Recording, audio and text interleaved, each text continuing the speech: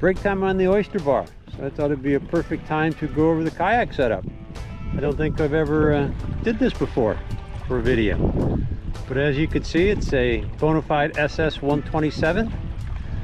It's a stable kayak, super stable, easy to get up, stand up, sit down. Don't need any help at all. Ride's pretty high, so it's a bit of a pig. And then this wind right here, I have to go to that point. It's going to be a bear, so it's not very fast. It sits high, and the thing is a sail. But other than that, I like it. I like it a lot. Okay, we have a front hatch, and in that hatch, let me show you what I keep in here.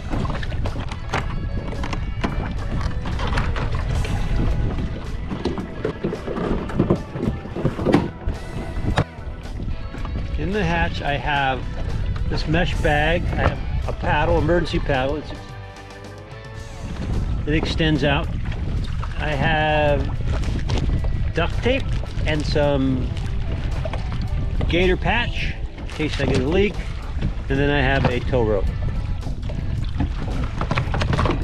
That's my emergency stuff. Moving on down, I'll put the net back. Landing net. It's under right there, nice. In the dry compartment, I keep wallet, car keys, waterproof, batteries. I have a Garmin, all right. One rod holder. There's the other rod holder. The seat has a couple settings. Got the high and the low. I keep it up high. Not too helpful in the wind, but I don't switch it up back and forth. You can, but I just leave it up high to deal with it. I have my paddle holder right there. Of course, I have the nice bending branches paddle.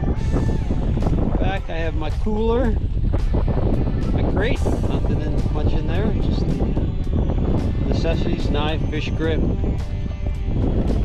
tackle box, and then the fish stick measurer. I have 3 rod holders. I have the 2 bazookas. And you can see in my waterproof bag, what do I have? Oh, fish rules and regs, first aid kit, hand sanitizer, some duct tape, rain poncho, fishing license. Nothing in there. Then I have the rudder. Rudder is a must. That's about it. Try to keep it simple. Got my anchor cleat and a drink holder. Do have a sliding tray, 2 tackle boxes and the phone, and the pliers.